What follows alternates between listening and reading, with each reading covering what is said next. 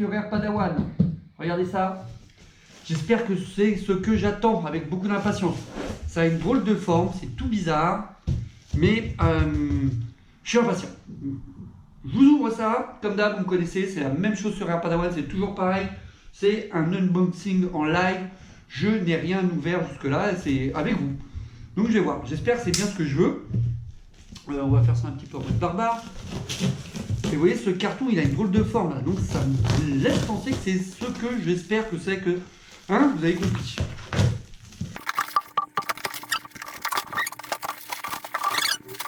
Je vous fais voir. Hein. Vous avez vu là, il y a écrit des trucs. Attendez, qu'on soit d'accord quand même sur ce que je suis en train de vivre en ce moment avec vous.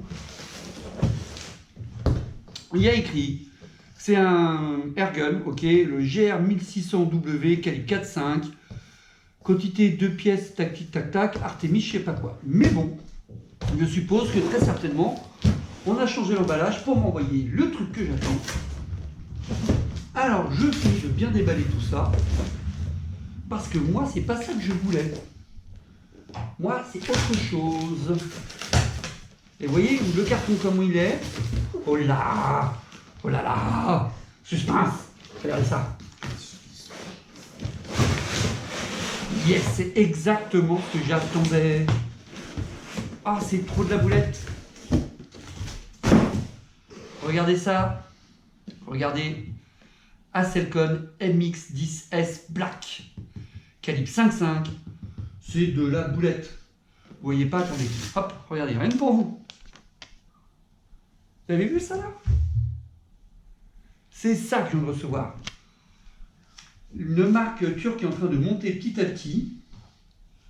Et je suis trop impatient de l'ouvrir devant vous. On fait ça bien, je fais durer le suspense. C'est fait exprès rien pour vous embêter et pour me faire plaisir à moi. J'ouvre ça avec mon fils, comme d'habitude. Oh, vous m'en voulez pas? Si, non, attendez, je suis sympa. C'est vraiment parce que c'est vous. Je l'ouvre de votre côté. Un truc, je précise tout de suite, c'est vendu avec cette mallette. Donc ça, je trouve ça génial. L'intérêt qui est la mallette, c'est que j'ai déjà quelque chose pour le ranger, pour le balader, etc. Regardez, vous voyez en premier avant moi. Oh putain, excusez-moi, hein. Désolé, je vais être un peu vulgaire. Mais c'est superbe.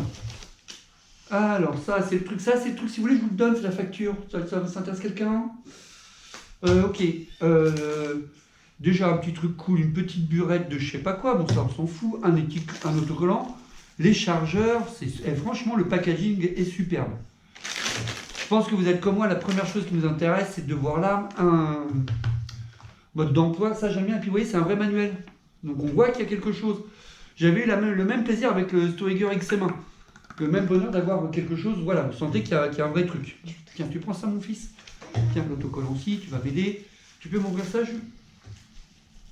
On a déballé ça. Vous voyez, il y a le petit lot qui va toujours bien de adaptateur pour la pompe PCP, des petits joints toriques si besoin est, et puis des petites cales de 2 diamètres différents, il semblerait. Donc ça, bon, je dirais, ça devient tellement classique. Ah, merci mon fils. Voici les chargeurs. Franchement, ça respire la qualité. Il y a un bon poids, c'est bien épais, ils sont 2, et regardez un truc. Le nombre de coups, en 5.5, je crois que j'ai 12 ou 14 coups, je ne sais plus. Je vous dirai ça, de toute façon, vous allez voir tout ça en détail, vous me connaissez, on va tout creuser ensemble. Et là, on va rentrer dans le vif du sujet. Il y a un truc, je ne sais pas trop à quoi ça sert, mais je vous dirai quand j'aurai découvert. Et là, et là, et là.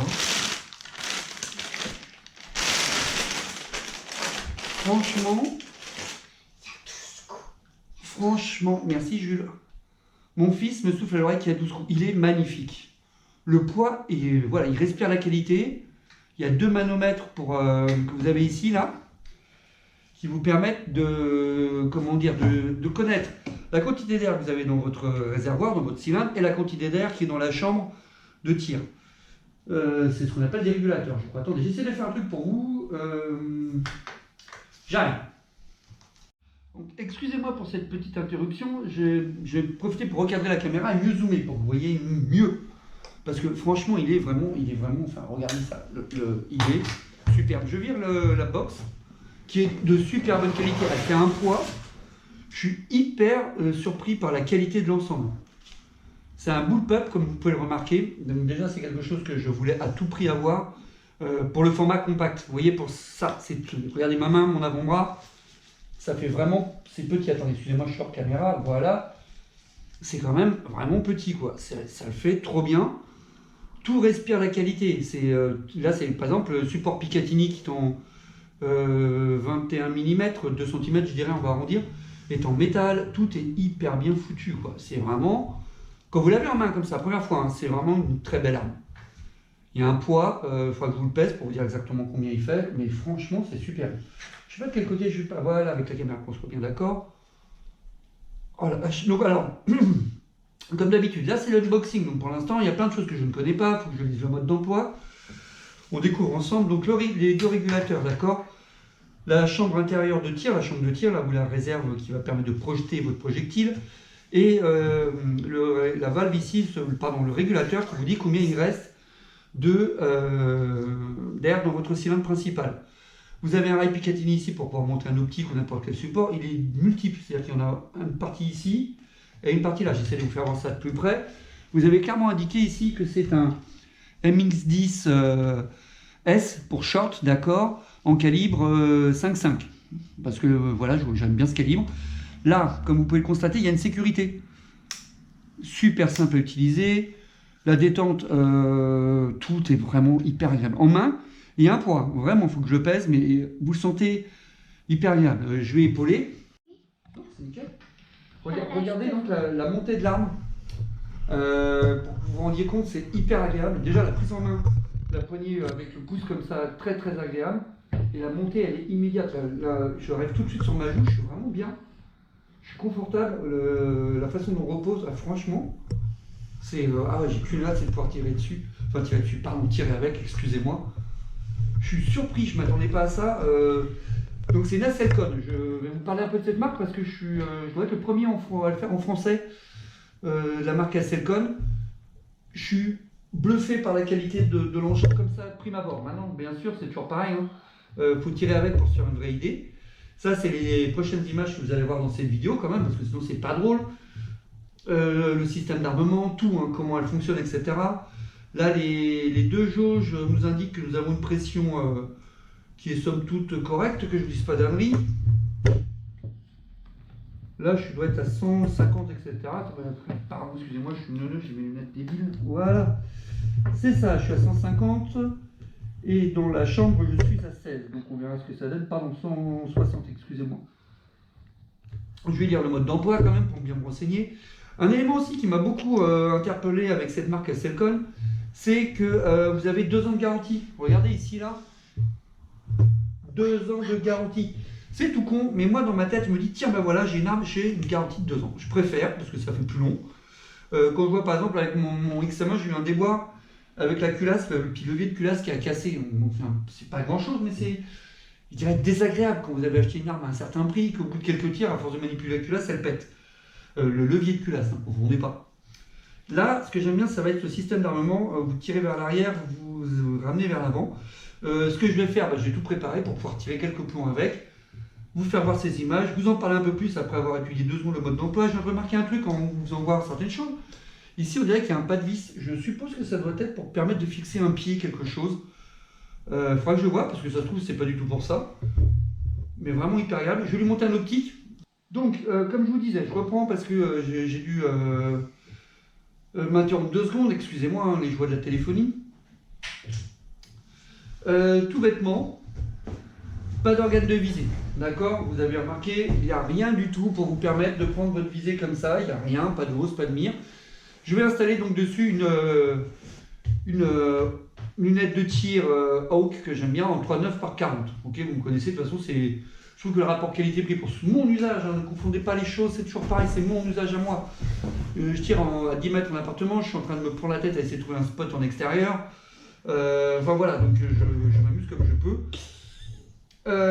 Je suis vraiment, ouais, je sais pas quoi vous dire parce je suis bluffé pour le prix, pour tout. C'est un bout de pape PCP. Vous avez un truc là devant vous, j'en ai eu pour 399 €. Ok, je vais pas faire la pub pour cette arme, etc.